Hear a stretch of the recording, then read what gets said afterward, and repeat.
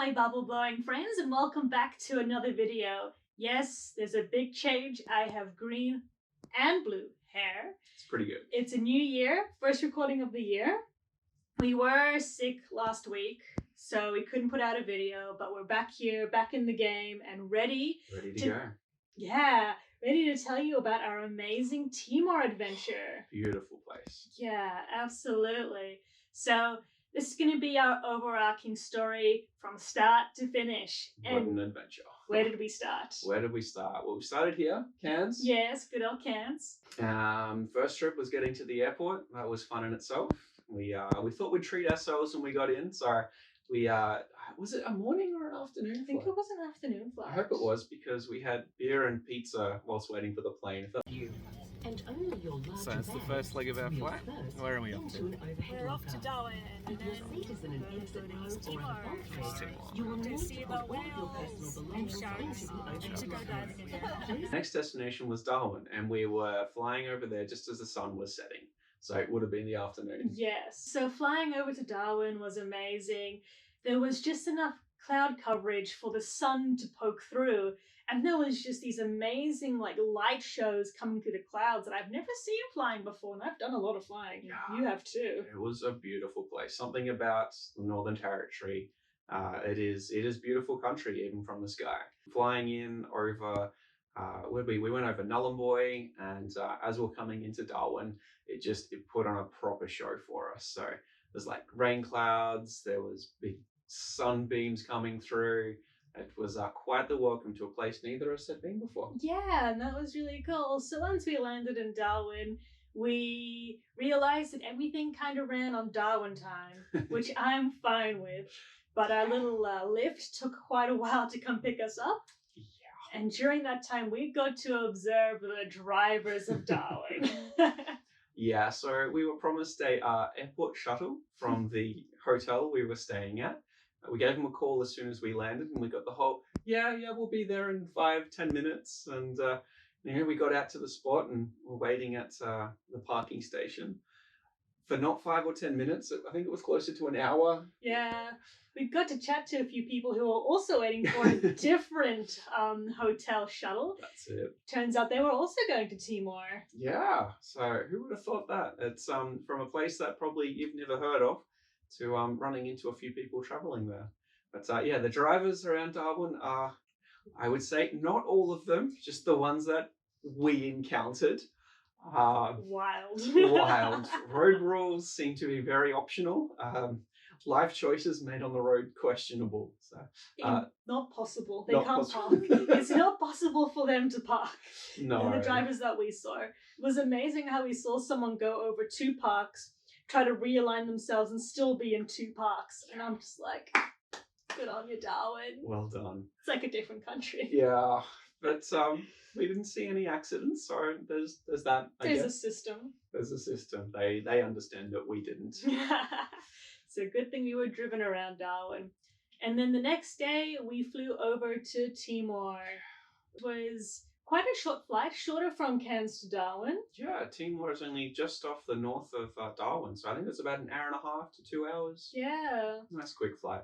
Yes, and once we landed in the airport, we got nice quick reception because someone works for an airline, so he had connections. There's got to be some benefits. So yes, we were welcomed off the plane. Not quite the standard international airport that you're probably used to. It's like a shack. It was a shack. It's a little confusing as we're walking through, but very thankful. One of the people I work with was there to welcome us, sorted all our visas out, and ushered us through the confusion that is the Dili terminal.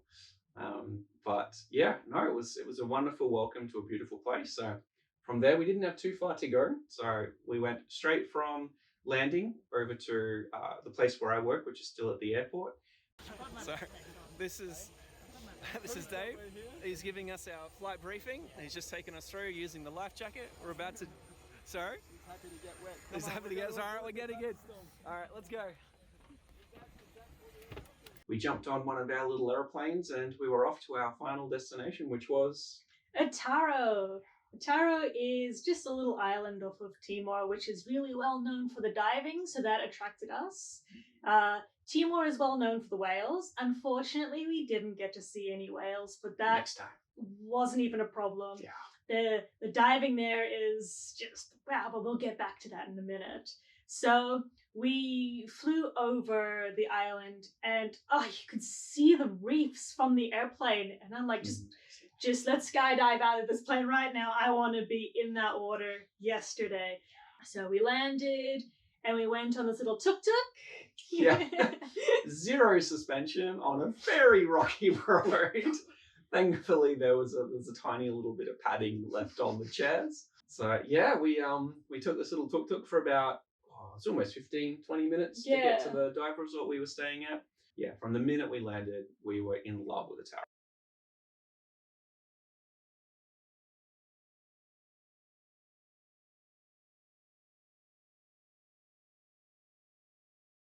At the dive resort, we were greeted by the great and mighty Annie. Gorgeous little dog that was like half German Shepherd, half Corgi. It was an interesting combination, yeah. And she was a sweet dog that was the resort dog. And she welcomed us into the room. And yeah, so we arrived fairly late in the afternoon. Yeah. And wanted to do a bit of a night dive. And we almost got out, but the weather was not quite diveable. Put on a good show for us, but yeah, we missed our night dive on the first night. Yeah, there was a bit of a storm that came over the mountains, funnily enough, that we sort of saw before we left the main island of Timor. And we're like, oh, it's starting to rain as we were getting in the plane, and they just really wanted to get there and get back, so they didn't have to cancel the flight. So that had come over to the island, and it was a bit of a squall, so we missed out. But we found something else that was interesting. Yes. Oh my gosh. We were sitting down having dinner the first night, and we just heard this coming from everywhere, like the strangest noise I've ever heard. We went for a walk to find out what it was. And what were they? Hermit crabs. Hermit crabs. Everywhere. Thousands of hermit crabs. Just the floor was hermit crabs. You had to be careful walking around so you didn't squash the poor little things. Mm-hmm. And then during the day, they all disappeared. Weirdest thing. We looked through all the gardens, turned over rocks, and looked everywhere to find out where did these thousands of hermit crabs go. But no, every night they come out, make a ton of noise, and then just disappear. Strange. There was even one in our room. Yeah, just chilling in the corner, scratching. And then I tried to get it out and it just got itself deeper and deeper in the corner. I'm like, okay, that's your home now. Poor little guy. But he was gone the next day, yes, so he got out. Wherever they disappeared to, he found his home. Yes, probably back in the ocean. Hopefully. Yeah. Otherwise, I don't know where they go. The hermit crab cult.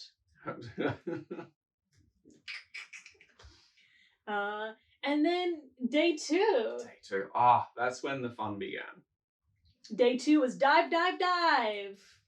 We tried to take the most opportunity we could to get in the water because we're in dive paradise. And I was only there for a day or 2, whereas you had a whole week. I had to work, unfortunately. So yeah, for the 2 days that I was there, we must take full advantage of that little island's amazing water.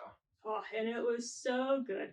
So the first dive we went on, we jumped in at the start of the dive site, and then the currents changed. So diving Otaro, if anyone's familiar with diving in current in places like Indonesia, you don't really swim around. You just sit there and the current takes you. If you try to swim against the current, you run out of air in about 10 minutes because it's so strong.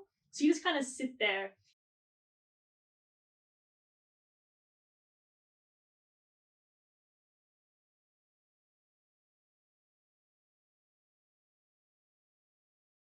The east, and it wasn't quite the dive site that they wanted to show us, so there was wasn't as extra. Okay, so we had a little bit of a technical issue. Technical glitches there. We're on another camera. Sorry if we look a little bit different. So where were we with our story? Yes, you're talking about that big vase coral that we came up to. Oh yeah. That was almost like 5 to 10 meters in diameter. Like, it was massive. And in amongst it were just probably 10 to 50 crays just hanging out Oh, under that it. one. Yeah, that was the coolest thing. I remember swimming over it, and there's like these little sticks inside moving, and I wasn't sure what was that because I was like up a little bit higher, and I saw you were like swimming down in closer to get a view. I thought, oh, there must be something interesting in there. And yeah, when I got a bit closer, I noticed all those sticks were actually enormous crayfish, and so many of them. Yes, they were so inquisitive too. Like you Yeah. could put your hand out and they would be touching you with a little antenna, trying to figure out what you are. I tell you, if those were in cans, they would not exist anymore. No, very friendly looking crayfish. Yes, but it's beautiful that they were there and we were able to have the interaction. Yeah. I kind of have this philosophy that, like, when I'm diving, Fish are friends. fish are friends, and I don't even think of them as food. But when I'm not diving and I'm looking for crayfish or spearing, they are food. But if they're not, they are friends. Just a different interaction with the animals. Yeah, these ones were very special. I remember I think I was swimming upside down, and I got in as close as I could. I was just sort of holding my hand out towards them, and one or two of them sort of came out from underneath, and yeah, the little antenna thingies were just reaching around.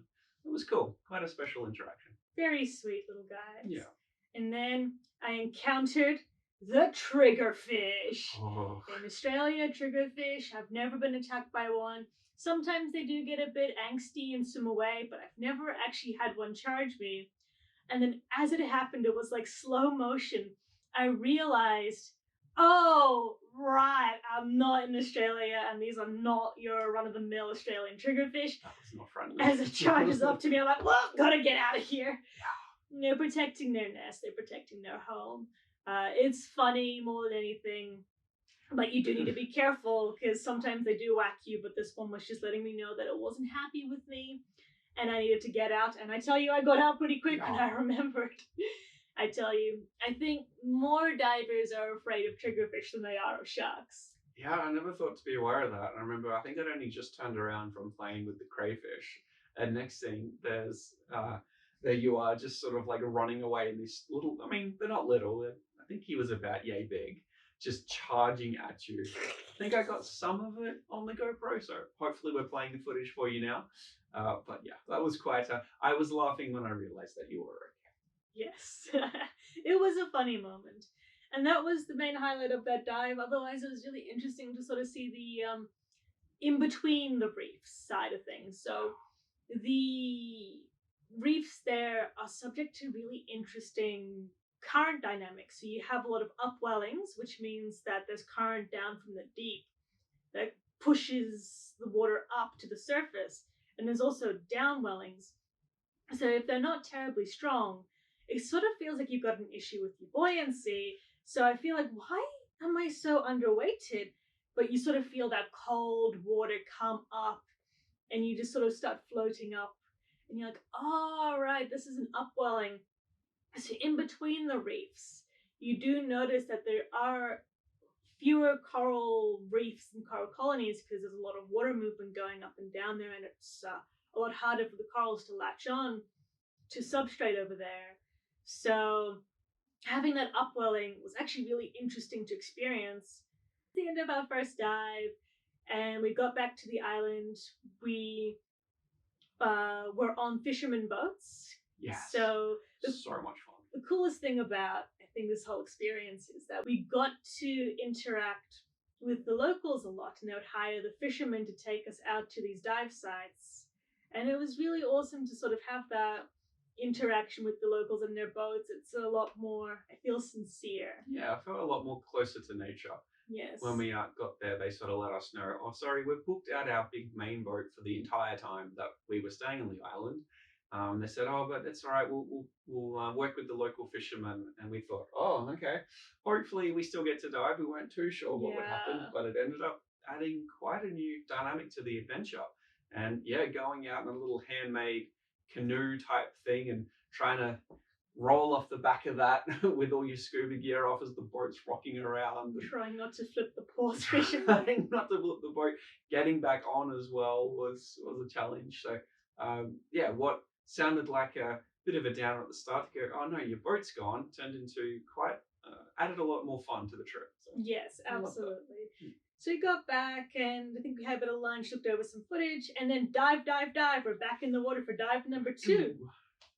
And dive number 2 was an actual dive site that they actually intended us to go on. We went to the right one this time. The current went the right way. Yay. And boy, was that beautiful. It was just gardens and gardens of corals. Diversity was unlike anything I've ever seen. It looked ancient, like it had been untouched by storms and damage, and things just looked raw and real. Like there was coral disease, but it didn't look out of place. There were kind of thorn starfish, but they didn't look out of place. Yeah. There was, patches of coral rubble, but looked natural. It just looked like how I would imagine the coral reef to look 10,000 years ago, before humans really had a big influence on it. It was really established. I think some of the reefs we've seen here on the Great Barrier Reef, they look new, fresh. But yeah, in Timor, it was just almost primal. It looked way more established. The fish there were different as well. We noticed diseases on some of them. We noticed little parasites. So there were lots of little isopods on the fish. And that attributes to the lack of sharks they have there. So it was really interesting to see the lack of sharks. Yeah. It was almost jarring. We're used to seeing sharks all the time in the Great Barrier Reef, kind of following us and keeping an eye on us. Yeah, there's another story in that. Next fortnight. But there was just no sharks, and that's because a foreign vessel came and fished all the sharks up for the shark fin soup and absolutely decimated the shark population. There are larger sharks further out, but there were no reef sharks that we could see at all. Yeah. And that's quite tragic and sad in itself. It felt wrong. We love sharks here. And I thought, maybe we'd see one or two, but we saw none. That vessel took all the sharks off that reef with their fins. So they made sharks extinct in that area. And if you're a fisherman and no sharks means I'll catch all the fish. No, we saw the downside of not having a natural predator in that area. And that was a lot of sick fish. Yeah. Not something we see on the Great Barrier Reef, where there are a lot of sharks. It didn't take much to see a fish with a huge parasite swimming on it. Reviewing the footage, we saw a lot more as well.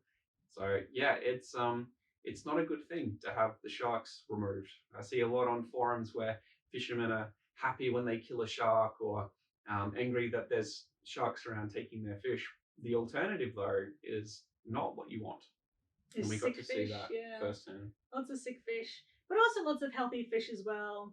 Like I think there's we're not really selling Timor, are we? No. It was beautiful. And the coral reef was unlike anything I've ever seen in terms of density of corals and density of fish. I've just never seen the density of sick fish either. No. So it was a wonderful place, not to downplay Timor. Yeah, Timor is the best place, and I would love to sit there for a year and study it and do research surveys on it and really understand this primordial soup of a coral reef. It just felt so raw and beautiful and epic without the sharks. That's it. And a testament to the local fishermen. So this was an overseas vessel coming in, ruining their land. But the local fishermen work closely with the conservationists there, the people who are in the dive sites, and they leave a lot of the fish alone. So what we saw, there are some designated fishing areas, but for the most part, the reefs are untouched. They don't allow commercial fishing in these spots. And the fishermen, they get reimbursed. So when we're diving there, we give a certain amount of money, like a reef tax that goes directly to the fishermen. So they can still feed their families and still live out their livelihoods. But the reef remains untouched and preserved. And there's a really good local culture there of all the local dive sites that work together. They've got their own organization that really cares about their environment. So a third world country that is still developing has already got a really good mindset and direction for conservation. And that was awesome to support. Absolutely. So that was our second dive, just seeing the raw natural beauty, good and bad, but mostly good. Mostly good. Mostly just this out of this world beautiful thing. But there were a couple of things I was really interested to see, and that was the lack of sharks and the consequence of the lack of sharks. But then We did another dive as well that day, so we did 3 dives on day 2. And then day 3 was a bit different as well. So day 3 was our second day of diving, but you had to leave the next day, so we could only do a dive in the morning. And I think up until then, we were only diving by ourselves. Yeah, we basically had the ocean. We had our own designated dive instructor, and basically freedom for the whole reef until that dive. Which is not bad. So they had a couple of extra people on board with us, and they were a bit more puppy divers. But it's so cool to see like puppy divers. Sorry, when I say puppy divers, I mean new divers. That's a thing I just said without an explanation. So a couple of puppy divers, and it was so cool to see their reaction to the reef and to see how much they enjoyed the reef as well. Because I've done probably up to 600 dives down. You're probably getting close to like 30, 40, 50? No, somewhere between 30 and 40, I think. Yes. I'm still a baby diver. You're still a puppy I'm diver. learning. But it was really cool to see their reaction and their love of the reef, and them still being a bit dorky with their buoyancy. Our dive master was absolutely fantastic, and she was really good with them. And we just sort of hung out in the back as she was pointing out moody branks and stuff with them. And the reef itself was amazing. The whole reef there, so we were probably sitting at about 15 meters, but the drop goes down deep. So it goes down to probably, I think they said 2,000 meters, 3,000 meters. The void. So it goes to proper deep sea. They have sperm whales there, and sperm whales are deep divers. They have a few whales there that swim past. We didn't get to see any, unfortunately, but we did get to experience the beauty of the reefs, having trevally come past, and just the intense density of small fish as well was so cool. And all the corals and some lionfish and turtles. It was totally awesome. Totally awesome. Oh dear. And the visibility as well was amazing. Hopefully I can dig tank. up. Yeah, like a fish tank. Hopefully I can dig up some of the footage. But I'm literally sitting at 13 meters looking to the surface, and I can read the name of the boat above us. Yes. I can read words 13 meters above me, underwater. And it was like that every day. There's a glass out every day, probably 30 to 50 meters visibility every day. Just like fantastic water. Oh my goodness. And the most amazing thing is how close this is to the shoreline. So after that dive, we hired out a couple of kayaks, and that got really fun. Yes. So we hired out a few. This was late in the afternoon, I think around 5, 6 o'clock. The sun was setting. So we slowly paddled out, and it's only about 50 to 100 meters in front of the dive resort where the ledge just drops off. So there's this huge plateau of coral, and then dives off into the middle of nowhere, but about 1-2 kilometers. Don't know if you want to swim down there. And so we jumped off. We moored the kayaks on this giant styrofoam ball buoy, and we were just free diving along this reef, and the fish everywhere. It was spectacular. We were trying to see how long and deep we could go. I think the ledge we were swimming down to was around 10 meters. So we swim down to this ledge, and you sort of just hold onto the side and look down into the void, just waiting, hoping something would come up and say hello, which something did for you, but we'll hold on to that. Yes, that's a tomorrow. That's a tomorrow story. It was kind of strange, fascinating to see, like, Carlos busy freediving down, going down, and then it is a drop off. So you just see him, the reef, and then just goes into the void, and you're like, oh gosh, that is quite something to see from the surface. It just shows how big the ocean is. Yeah. We had a lot of fun though. We were out there for like 3 hours. Oh, that was so much fun. Just being dorks on the water. We're chasing each other with the kayaks. I fell off once or twice. I don't know if I got footage. I think I did. Oh, you. So someone fell off his boat. You're right. Yeah. Do you have your fins in the GoPro? Yeah. Your mask snorkel? Yeah. Yourself?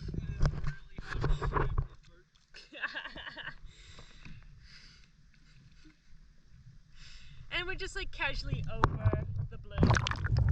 You might have caught that. Yeah. Anyway, you'll see it in the footage. Not so good on kayaks, apparently. You took a turn too sharp and ended up falling in the water. Whoops. But I was just like, if you're a diver and you love the water, this place we were at is just breathtaking. You get to live close to nature. The huts we were in are really basic. The showers, literally a bucket you pour over you. Bucket shower. Bucket showers. The food they prepare is like local dishes and amazing. So they kept us well fed. It's like you're living in the middle of nowhere, and then within meters of stepping into the water from your dive resort, you are just surrounded by the most spectacular coral and sea life. It's somewhere I would have loved to have stayed more than 2 days. But thankfully for work, I get to go back, and we'll hopefully have some more content for you this year. Absolutely. That'll be so exciting. More Timor adventures. So then that concludes our 3rd day there. And so Carlos had to fly back to the mainland to actually work, whilst I got to hang out on the island and do absolutely nothing except dive and be in the water. So his flight took off as I was doing my first dive. So I went into the water. It was really cool. So I spent time with another dive master, and it was just myself and her. And shout out to Saf. Yeah, shout out to Steffi. So she was an amazing dive master, and she took me along a different reef, I think. I'm not actually sure. It all blows together. It was so spectacular. You could visit the same reef a few times and not even notice. Yeah, new adventures every time. Exactly. And this time, Safi was the turtle queen. Turtles just came up to her left, right, and center. And she was really cute with the turtles as well. And I was busy sort of drifting along, looking down, and I felt this doof on my foot. And I thought, what is that? So I look over my shoulder, thinking it's Safi trying to show me something. And she's like, woof, woof, woof. I'm like, oh no, what is it? I turn around, and first time I've ever been attacked by an animal, physical touching, triggerfish. Bit my fin. I didn't even see it. It was hiding in a hole. It was coming out like an old man. Get off my lawn! Vicious little things, those guys. They're just protecting their nests. With their teeth. Yeah, terrifying, but also sweet in its own charismatic way. So she's like desperately telling me to come over as I'm just like trying to register what's going on. It's not Safi, it's a triggerfish. So I swim away. And the triggerfish is very happy that I'm gone after it hit my fin. Thankfully, it was just the fin, not a finger. Finger. So that was fine. First time I've been attacked by a wild animal, despite all my experience with there. Gosh, between lions, hyenas, tigers, spiders. I've never been encountered a tiger in the wild. Really? Oh. No, that's Africa, not Asia. Done some conservation work in Africa. Lion. They're different, apparently. Apparently. Oh. Sorry. Talking about trigger. I am funny with my cats. Show me. I remember going to the zoo once, and there were servals in a cage, and this mom goes to her kid, look at the baby tigers, and I'm like, woman, it says it in front of you, serval, not baby tigers. I don't care if you're trying to be charismatic to your kid. I learned what a wobbegong was before I was able to spell my own name. Don't give me that. Kid knows what a serval is. Way to gatekeep cats. Just don't misidentify animals. Free. Anyway, so that was the end of that dive, and I think I was flying the next day. So I spent the rest of the day kayaking, and that was spectacular. So I was by myself, and I went up to that same point that we were yesterday, right on the edge, and I sat underneath the kayak, a little bit nervous, more nervous than I usually am, because I was just by myself. I was sitting on the kayak waiting for tiger sharks to come by. Because whilst there's no reef sharks, there have been sightings of tiger sharks there. So me being by myself doing the smart thing I do. I was just sitting under the kayak for some cover, waiting for something to come out of the blue. And then something does. And I'm like, what is it? My brain couldn't figure out what this was. And normally, I'm like, I know a lot of animals. I feel like I know what to expect when I see something come out of the abyss. And this was off like the 3,000 meter drop. Could be anything. And so I just see this weird square head. And I'm like, what is it? It's not shark, not dolphin, ugly whale. And as it comes a bit closer, I don't think it saw me at first because I'm just sitting there silently, not moving underneath the kayak. And it's a dugong. I'm like, whoa. At first I thought it was a manatee before I educated myself. I thought, oh, manatee. No, it's a dugong. There's a difference. Manatees are American, dugongs are like Australia, Southeast Asia. Learned a thing. So it comes out of the blue, and then it sort of sees me and almost gets a bit of a fright because I don't think it was expecting to see me. And then it swims off. And then about 10 minutes later, I'm still sitting under the kayak, like my heart's like pounding through my chest. It comes back, but instead of like swimming past like I did last time, it starts coming right towards me. And I'm thinking, what am I meant to do? Because I don't like touching wild animals. If I can avoid it, I don't like touching animals. Animals don't like touching me. Except I thought this animal wanted to touch me. So I'm like, oh no, I don't know how to like misdirect this animal. But she came within probably 3 meters of me and then turned off. Just beautiful profile picture of this dugong. And then turned around, came back and swam off. She was happy to have seen me. And this was particularly rare. So dugongs in the area, especially in Otaro, are like, they know they're there. But I think the owner of the resort had seen 3 dugongs in 7 years. Wow, very rare. So I felt particularly blessed. Very special encounter. Yeah, tiger sharks. Sitting under a kayak waiting for tiger sharks. Dugongs. That was extra special, and I felt like dugongs were once mistaken as mermaids. That's what they think, at least. So I feel like I was blessed by a true mermaid of the ocean. That was really special, and yeah, absolutely incredible encounter. And that was a good way to sort of end the trip. But the next day I had a little bit of time. So I went for a snorkel just off the shore, and that was really pretty. And I also did a bit of a brubs with the kayak. So for context, brubs stands for Baited Remote Underwater Video Survey. So essentially, I made this bucket with chicken wire over it. And when I was making it, because I sort of told the dive guys, like the dive masters and stuff, I wanted to do this. I wanted to do a video survey to see what comes out of woodwork when people aren't there. It's meant to survey shire fish. It is biased towards predator fish. But I just sort of wanted to do the survey to sort of get an idea of like what's there. It didn't quite work out, but making it was hilarious. So I was like, okay, I need a bucket. I can put some dead fish in and something to cover the dead fish with a camera. And so we did this. And as I'm making it, this Timorese man, some of the locals are looking at me like, what is she doing? What is she doing?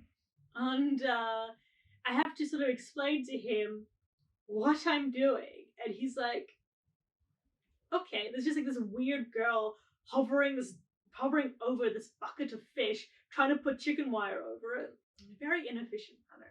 Like this man, he just did it so much better than I was doing it too.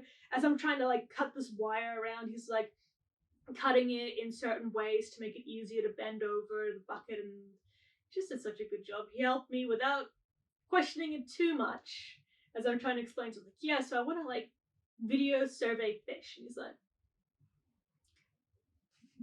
anyway, so they helped me. They're absolute darlings.